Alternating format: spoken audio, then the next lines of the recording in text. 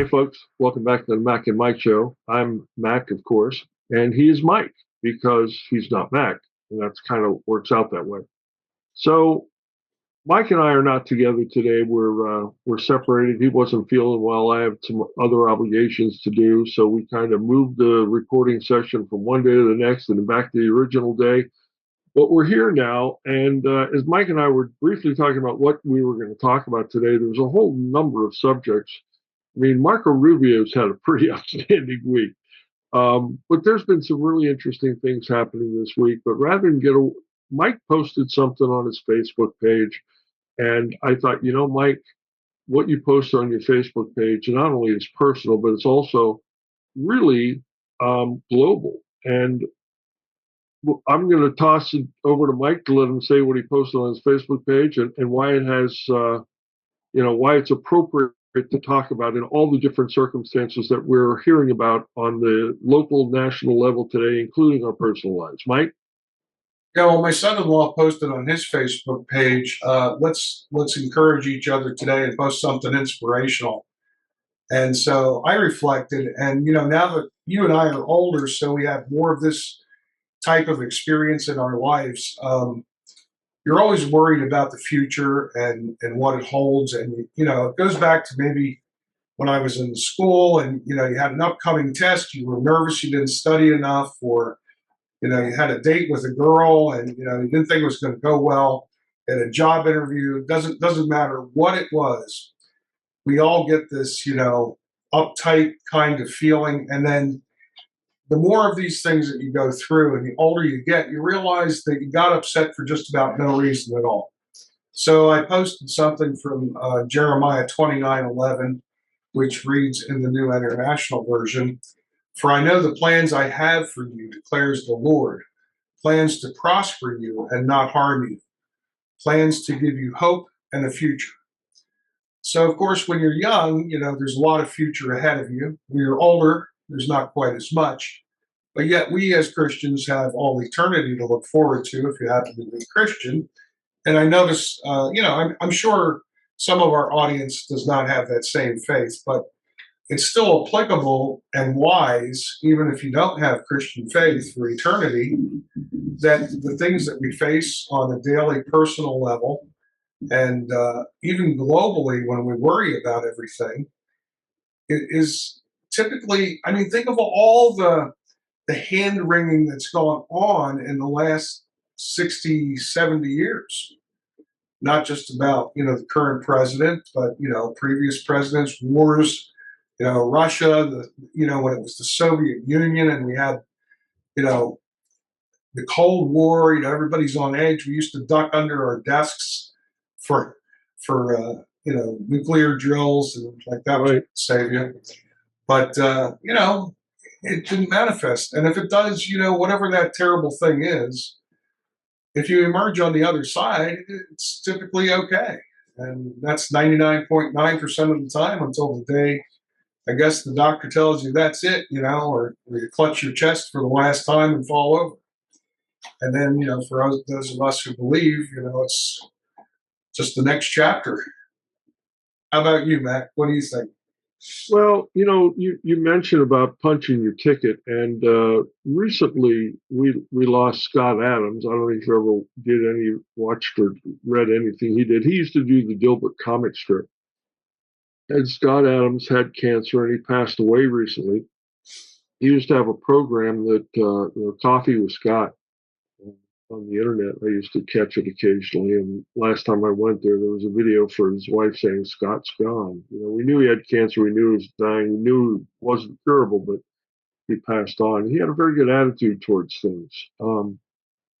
Recently, I read where Victor Davis Hanson has lung cancer and had part of his lung removed, and they didn't get all the cancer. They're probably going to have to do another surgery, and he's worried about what his future is. He's a non-smoker, but he still had lung cancer, which is kind of rare. So, but when you posted that thing about, that specifically, Jeremiah was talking to the slaves, the Jewish slaves who were in Babylon at the time. The Babylonians had captured them and they returned them into slaves. And depending on what you read, it was good treatment or bad treatment, or maybe just average treatment of slaves. But they were slaves, and obviously slavery is not a good thing. So what Jeremiah was trying to say to the slaves in Jewish slaves in Babylon is, God has something better for you.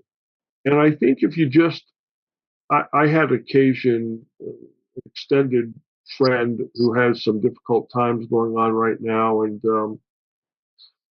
I referenced the same thing you did, fear not, because you know not the plans that I have for you, exactly how Jeremiah reads. There was another one in there in one of the Psalms, 119:6, and it says something about, have no fear. God protects the simple. And I told this guy, I said, you're one of the simplest guys I know, so you're all taken care of. I could say that to you, Mike. You're a simple man. Yep. So, but I think the meaning in that is when somebody says, "Oh my God, Trump is going to invade Greenland." Well, he's not going to invade Greenland, but just remember Jeremiah 29:11. You know, Men think we're in control, but we're not. There's a plan for all things, and Mike, you more than anyone, with your beliefs and predestination, probably have a handle on that line of reasoning, that line of thinking. I believe in free will, and I believe that men always have the opportunity or the chance, the choice to make, which, of course, God knows what choice we're going to make before we make it, because he knows everything and is not bound by time. So maybe that's the same thing as predestination. I'm not willing to admit that yet, you understand. I still don't believe in predestination. But I think that all of the problems of the world that we're facing, oh my God, what's going on in Gaza? These people are starving. These people, fear not, you know not the plans that I have for you. Isn't that a good attitude to take about just about anything, Mike? Yeah, it is. It's come in handy throughout my life. Being in the military, I don't know how many war zones I was deployed to, and how many missions just popped up that suddenly you're told, hey, be in a plane tomorrow. We're going somewhere, and you don't know what. That's always fun, isn't it? Yeah. Yeah, you don't know what you're heading into, and for Rock your a lot of, boat, 24 hours to be ready. yeah, for a lot of people, that's more than they or their families can bear, and it is. I think one of the things that can cause post traumatic stress, because it's caused by your adrenal gland. A doctor explained it to me one time like a rubber band. You stretch it so many times, after a while, it loses the elasticity and takes longer to come back to a regular shape. And that's kind of what people suffer from when they get anxious all the time, whether it's going to war, going on a date. It doesn't matter if it's anything that you anticipate Murphy's Law happening, like something's definitely going to go wrong at the worst possible time. It's that anticipation. And, I guess I became a Christian at 29. So most of the combat situations that I was, suddenly sent to were while I was a Christian. So, I went into it with this resolve that, hey, God's got this. Whatever, is coming. And, I'm okay with that, because when you truly believe, which not everybody does, you've got to remain in touch with that relationship. And it brings you comfort. But if you don't have that relationship, I guess the next best thing to remember is all those times you were anxious, you got through, right? I mean, there's light at the end of the tunnel until the day you die.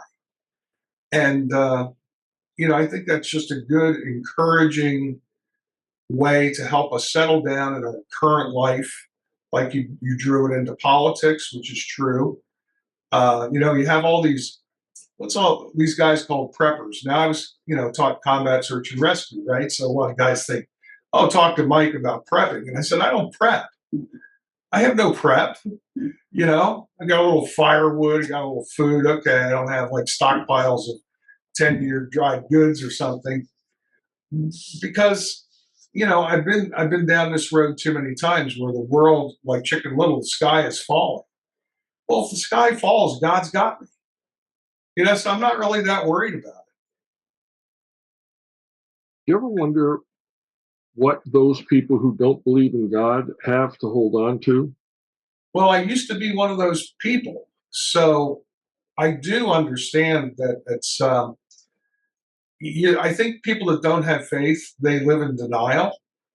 Uh, you know, it's you have to do something with all this stress and anxiety and the fact that you're going to die someday. Um, so I think the only alternative they have is to just put it out of their minds. I remember talking to one of my guys, it's the brother of somebody who spoke to, and it was before he was a believer. Later in life, he became a believer. But I was talking to him when I was in the military, and I started talking to him about this kind of thing, like the end coming sooner or later. And he was an aircrew member. You go up in that tin can every day. You don't know if you're coming back down in one piece.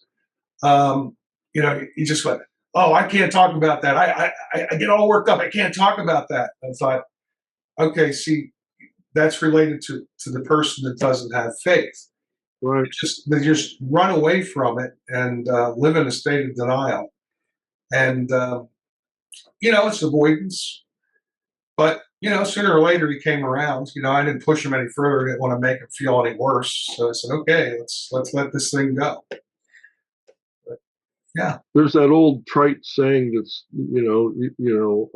are you well or are you sick? If you're sick, you don't have a problem, or if you're well, you don't have a problem. If you're sick, you only have two problems: are you going to live or are you going to die? If you're going to live, you don't have a problem. If you're going to die, you have. See, you go down that decision tree, but the reality of it is that if you're a believer, you believe that things will work out for God's purpose. And that's as a believer, what you want. So you don't need the decision tree. If things are going rough for you, they will either work out or they won't. If they work out, you'll find yourself in at least not an arguably not worse place, maybe better. And if the unthinkable happens and you're headed to heaven, that's you have to think that's a better life than what we have here, right? No stress, no worries, no pain, no sorrow. So either way, if you're a believer, that I forget who said it, but I used to quote it a lot. They asked this guy why he was a Christian. What if it's all false? And he said, "Look, if I live my life in a Christian way, when I die, people will say, 'What a good man.' He did good things for people. He helped people. He was humble. He was kind. He was generous with his. And if I don't live in a Christian manner, you know, living in a Christian manner is no guarantee you're going to go to heaven. But the end of the quote is if I'm right, people and I die, people say he was a good man. And if I'm wrong, what risk am I taking? Where am I going to end up?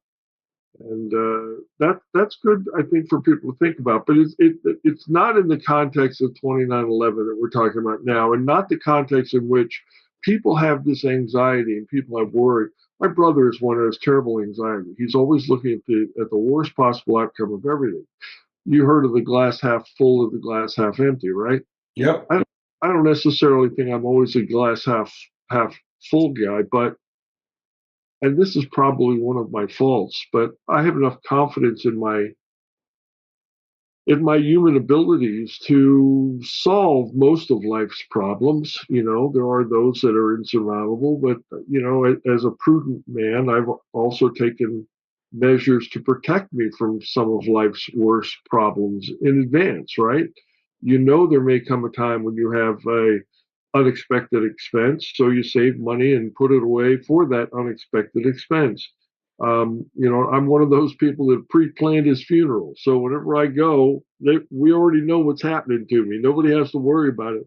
I learned that whenever family members died. You know my story, things I've gone through in my personal life. But I pre-planned my funeral so that whenever I'm gone, there's a piece of paper in my file of important papers that says to my son or whoever's doing the executor of the will thing, this is what McCormick wanted. This is how you take care of it. This is what he's doing. This is what he chose. You don't have to guess what he would like. This is what he wants. So, but I don't worry about it. There's no anxiety there. There's no angst. There's no feeling of I'm not in control. And when I say I'm not in control, I don't mean me specifically. What I believe is that there is a plan for my life, and God put certain decisions in front of me, and He's happy when I make the right decision, and I get punished when I make the wrong decision. And Lord knows I've made enough wrong decisions. Life can be kind of self-critiquing that way. But I want to express that even though I may sit here on video and promote this idea, I'm no different than anyone else. I mean, I can just think the other day something happened and I sort of got anxious and upset about it.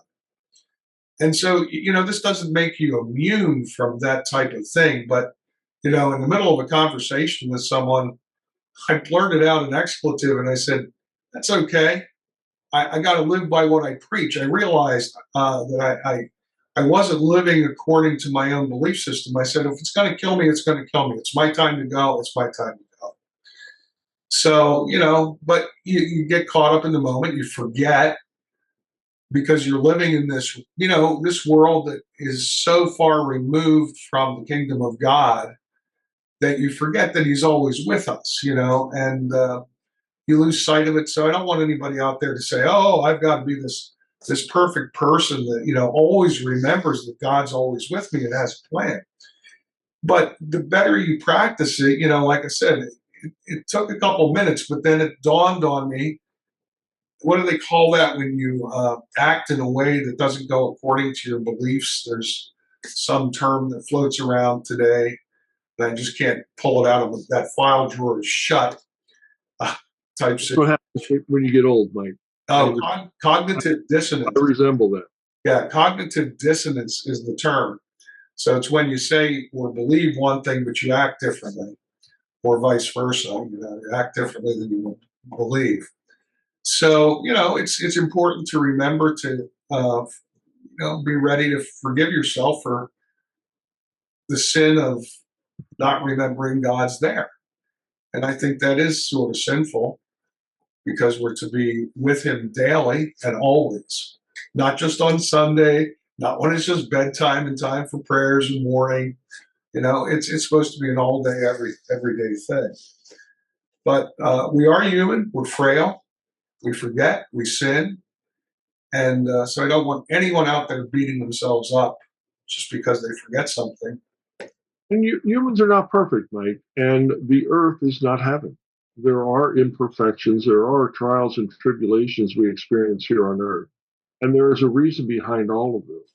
But the important thing is, what do you say all the time whenever you say, don't get excited, don't get emotional because that erodes your skills, right? What's that saying that you use? Emotions eradicate skills.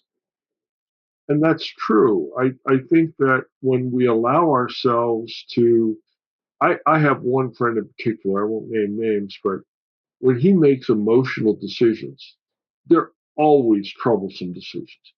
Yet he's one of the smartest people I know, and when he makes decisions from logic and facts, unemotionally, he can be brilliant. And I've told him to his face several times, don't let this be an emotional decision, because as you note, emotions eradicate skills. Well, this earth is not perfect, Mike. It was not meant to be perfect, and we're here for multiple reasons that we don't know. There is one particular prayer that I like a great deal because if you read your Bible, it is attributed to Jesus Christ Himself, and that's the prayer that is referred to as the Lord's Prayer or the Our Father. And there's a line in that prayer that says, lead us not into temptation. And I always wondered why God would want to tempt us. But I read a book by a very learned Christian man, not a Catholic. I'm a Catholic, but I read this book, And he explained that the words that Jesus first used in that prayer, Sermon on the Mount, was not lead us not into temptation, but rather it was put us not to the test. There are thousands of stories that we've heard where people were tested, where their faith was tested, and people with strong faith oftentimes made it through to the other side, and people with weak faith sometimes didn't.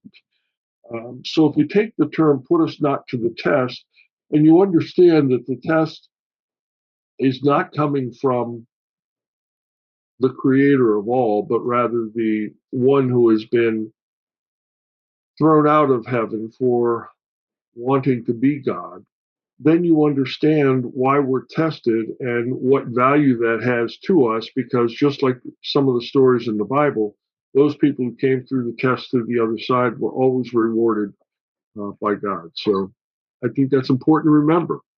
Yeah, I know I've heard variations on that. The one I heard was, "Let us not be tested," or "Let us not be tempted." Instead of "Lead us not," because God doesn't lead to bad things; He only leads to holiness and righteousness. But or don't allow us to be tested by the adversary, the devil. So anyway, I think this is a good subject for everyone. Everyone needs to be encouraged, every day. And I'd like to be more positive. You can easily get caught up, like you said, in your Facebook posts, and there's all the negative stuff out there.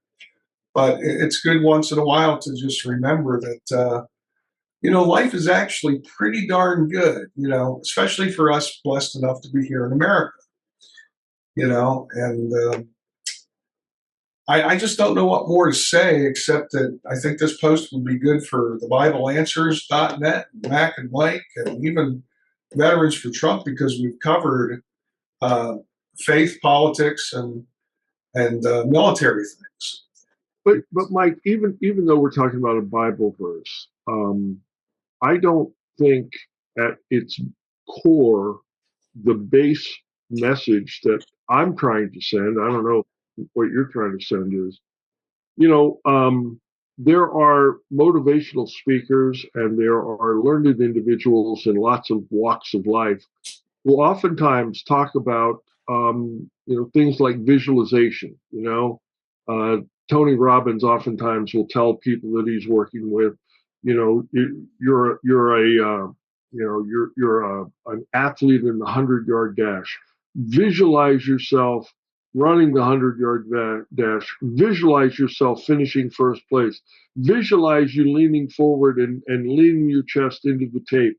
And the belief, or what he suggests, is that belief in that constant reinforcement of that victory, the visualizing of the win, will help cause it to come to fruition.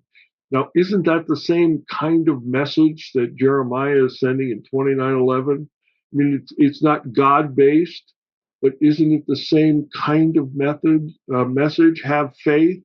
You know, I I don't want this message to be lost on people that are not Christians or don't believe in the words in the Bible. You have to have faith in yourself and in your creator, but there are things that you can do all the time to change your circumstances. It's the people who give up. It's the people who say, woe is me, there's nothing I can do, this is karma, this is my life, this is what's going to happen. No, you need to step back, you need to reassess, and you need to have faith that this is something that you can overcome. In the military world, Mike, I know that you and I both have in the past tried to help with the cause or help with solving, these veteran suicide cases. And my point is that there's always, if as long as you don't give up, there's a T-shirt I remember, don't let the hard times win. Falling is okay, crawling is okay, resting is okay, quitting is not okay. And I think that that really is part of the message of Jeremiah sending to the Jews in Babylon, right? Um, keep hope alive, keep striving for what you want, which is not being a slave anymore. And, if you are a believer, know that God has plans for you. And by the way, Mike, God has plans for the non believers too, right? Yeah, and I hope I made it abundantly clear earlier that I know this message isn't just for Christians, and I think I said that early on because it's, okay, so you got Tony Robbins, and then you have people that are probably sitting there thinking about the name it, claim it, grab it, blab it, or blab it, grab it group. Yep. It's not that way, but it certainly can't hurt to maintain a positive attitude, right?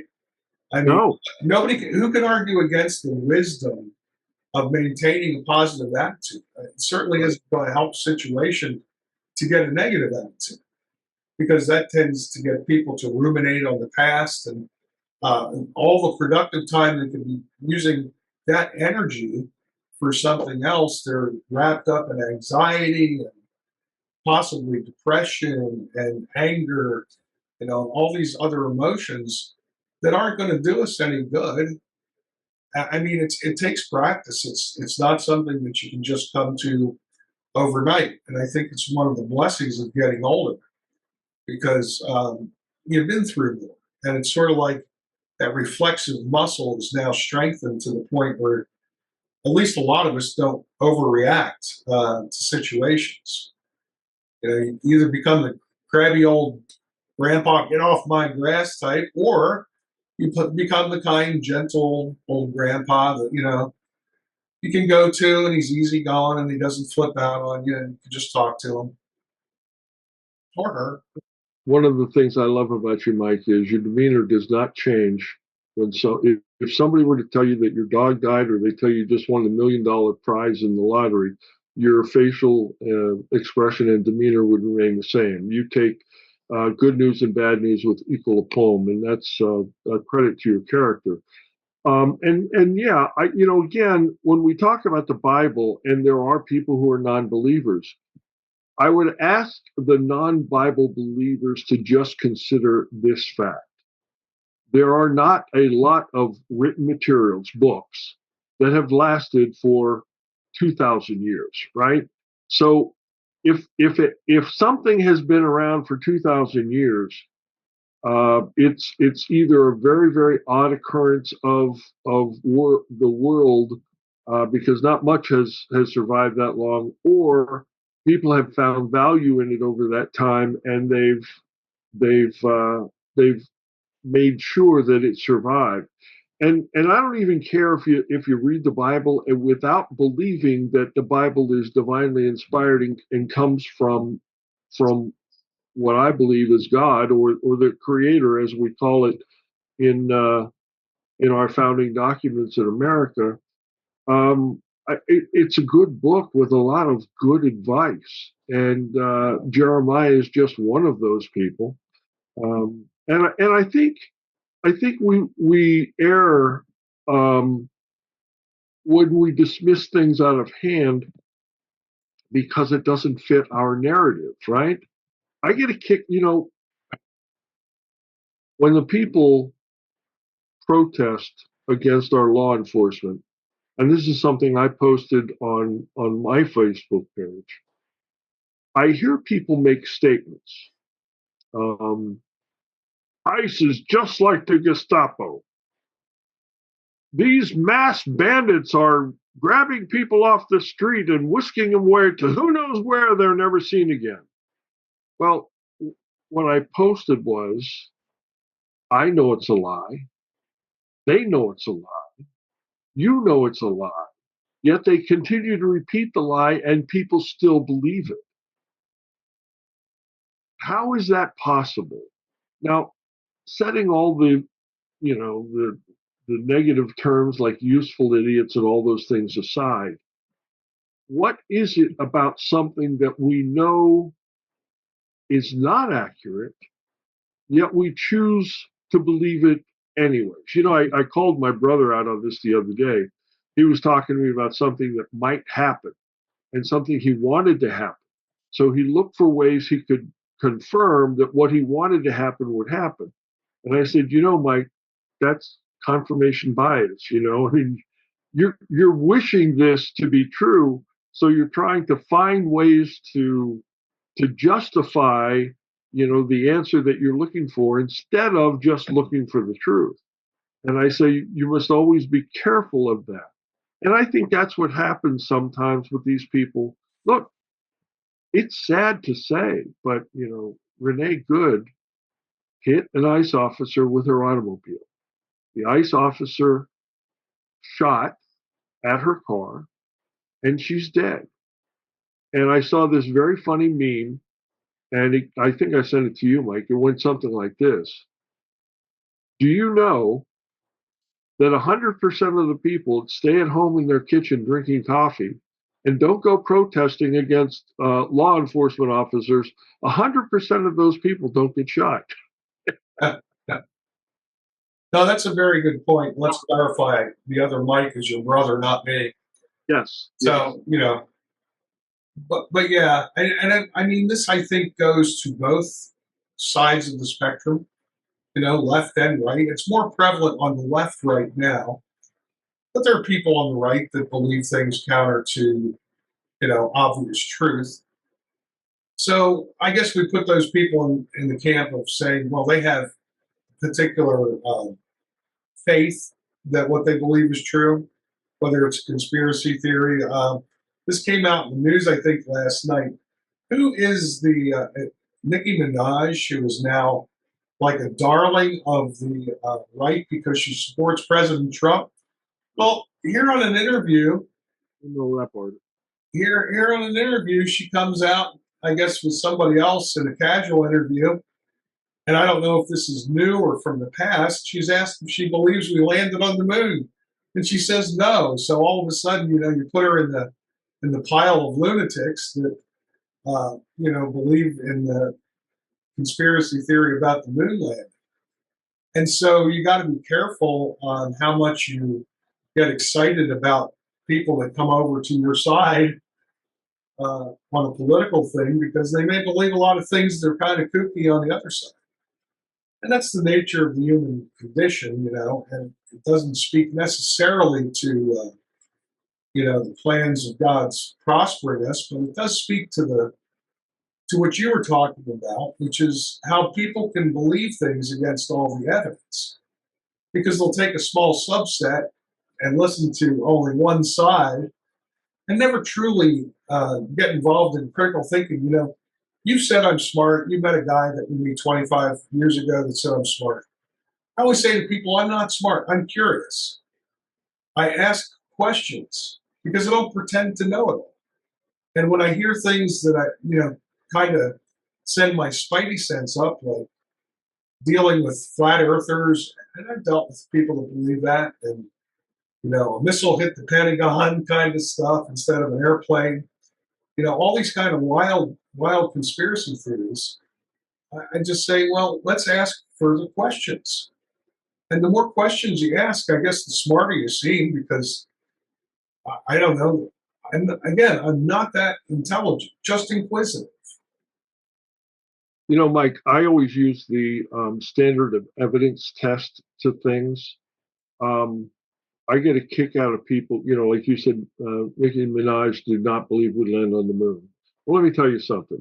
If there was not direct evidence of the United States of America landing on the moon, everyone who has access to seeing the surface of the moon where we supposedly landed, I believe we did, we left things behind, like the flag and some other stuff. And there's no doubt in my mind that, powers here on Earth, like China and Russia and others, who have the ability to either have satellites traverse the moon, or telescopes that can see the surface of the moon. There's no doubt in my mind that if we weren't there, they would show us pictures with nothing there that proves that we hadn't landed. It's the same thing like the Jeffrey Epstein files. I keep hearing people saying, Donald Trump is in there 300 times. That's why he doesn't want people to know what's in there. Well, now wait a minute. the Biden administration had all that information for 4 years. If you don't believe that, or I guess I'll say it this way, I believe if there was any dirt on Donald Trump in the Epstein files, that certainly, they went, his opponents went all kinds of different difficult ways to try to defeat him so he couldn't run for president, and they all failed. If they had evidence that he was involved in the Epstein Island thing, they would have. 2 months after Joe Biden took office, they would have published all of that stuff to tear down Biden or tear down Trump. And here's the other thing: the one story that I know to be true because I've seen the reports of it. Epstein was supposedly at Mar-a-Lago one day and trying to recruit young ladies for his whatever you want to call it, his island service. And Donald Trump heard of it and kicked Epstein out of Mar-a-Lago and wouldn't let him back in to this day. Or, well, obviously Epstein's dead now, but he never would let him back in because of what he thought Epstein was trying to do at his golf course. So, I mean, you can use that standard of evidence kind of thing for many, many different conspiracy theories. I mean, just there's when somebody says a missile hit the Pentagon. Have you seen the pictures?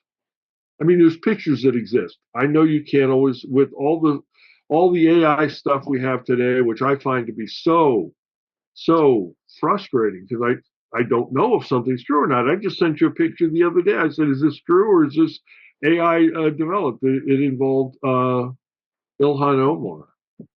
But the point is that use the brain matter that you've been given either by your creator or by the marriage of your parents and the DNA that you have. And that's frustrating because most people don't stop and think about it. You say ask questions, and that's one method to get to the truth because it's simple. What does this video show? What does this picture show? Okay, is this picture doctored? Has it been altered in some way? Is there any evidence of it being doctored? Well, if there's no evidence of it being doctored or changed in some way, wouldn't it be reasonable to assume that these are parts of an airplane and there's the hole in the side of the wall of the Pentagon? Isn't it therefore acceptable to believe that in fact it was an airplane? I mean, those are the kinds of things I think that reasonable people need to do. And you know where I think this comes from? I think it comes from our educational system, and I don't want to get us off on another track of conversation. But I mean, let's face it. When you and I went to school, what 50, 60 years ago, they taught us how to think, not what to think, but they taught us how to think. Does this make sense to you? No, it doesn't. Well, what is it that you find not making sense? This, and this. Well, what do you do to? I mean, I was taught. I assume you were too. I was taught. What was it? Thomas Jefferson said, "Question boldly, for even if you question God, God would want you to question." Um, so I guess what I'm trying to say, Mike, is you're definitely on the right track. And do you want me to say? By the way, you said a couple of people said you're smart. Do you want me to say you're not smart? I don't know. No, I mean, I get it. Look, people said, "Oh, you just live in denial. You want to come across as humble, so you say you're not smart." Okay, I'm smart, but I'm not like I guess I've met so many people that are smarter than me that I can't, you know, I don't hold a candle to them. But I do recommend that everybody, like one of my techniques, I see something on Facebook, you can just easily copy and paste the text, if it's text, and pop it into your favorite AI generator and ask it true or false. Now, people then argue with me, which they have, or you trust AI, blah, blah, blah. I said, well, what I started to learn to do is take it across several AIs. In the past, if somebody did a Google search and found a reference link, that was good enough. Today, if you say, look, this is what 256,000 websites analyzed by artificial intelligence say, they want to deny it, but they would accept a one-page link to one article. It just blows my mind. And I have that not mutual friend, but that military friend that keeps sending me stuff. And he's kept engaging with me on Messenger. He doesn't want to come out in the show. He doesn't want to come out in public. And we got into this discourse, and he said, you got to learn to think for yourself. Well, he forgets I'm almost 70 years old. I've thought for myself most of my life. I said, you learn to ask the questions. And I got a little snarky with him. And I said, let me ask you something. How do you like that black and white cathode ray television? Still looking at that, you still carry change on you so you can use that pay phone, Are you still doing that? No, he's got a cell phone. I, I said, oh my God, are you still running to the library to look something up? Or are you using your, tablet or whatever you use? So it's just that stubbornness not to come along and use the latest and greatest technology tool for research. I mean, you don't have to allow it to do everything for you, but you can use it as a tool. And if I've caught it making mistakes, just like anything, and that's why I cross-reference over several platforms when it's a really controversial thing. When computers first started hitting the desktop, I remember somebody said that human beings were slow, sloppy, and brilliant, and computers were exceptionally fast, very detailed, and dumb. And that's the truth of your criticism, or whoever criticized the AI. You can watch most of these AI generators and, checking 48, 85, 92, 117 resources. And because of its blinding speed in checking those various resources, many of which we probably don't even know exist, they're able to spider through all of the nodes on the internet to find all this information very, very quickly. So what they do is they're able to prove or disprove something, as you said, very quickly because of their blinding speed and the resources that are available to them, not available to us. But since you brought it up, I want to tell a quick short story. I was at breakfast one day with friends of mine, and it happened to be one of the people who was sitting at the table was a mutual friend of Mike and I. And we were sitting around breakfast talking about 101 things that gets around here. What are you doing today? What are you doing today? I said, oh, I'm going to go do my podcast today with my buddy Mike Kelly. And this guy stops and he puts his fork down and he said, Mike Kelly, you mean the Mike that used to work at the XYZ and he was affiliated with? Yeah, that's the guy. He said, do you know him? He said, yeah, I worked with him for a lot of time. And he looked at me and you could just see in his face this new admiration for me, that I knew Mike Kelly. And he looks at me with this look of admiration. He said, man, that guy's really smart. Unprompted, so you should feel good about that, Mike. Even if you're dumb as a rock, there are people who think you're very smart. So well, I wanted to add that story for posterity. It'll always be here on the Mac and Mike podcast. Yeah, well, thanks. But yeah, I guess I had everybody pretty well fooled, right? It could be. It could. It wasn't your good looks and charm that fooled him, Mike. I'll tell you that. Amen. That's for sure. All right, brother. We beat this up enough? I think we did. Well, I think we did a good job. And whether you're a believer or a non-believer, the quote from Jeremiah, I think, has good application to modern day problems on an individual basis, on a community basis, even on a national, international basis. And whether you quote the words from Jeremiah, or you just use the various people like Tony Robbins who teach visualization for success, or those folks that talk about karma and the rest of it, this approach, this method of reducing anxiety will always be good for you, because as we know, Mike, emotions eradicate skills. There you go. Mac and Mike. Out. Out.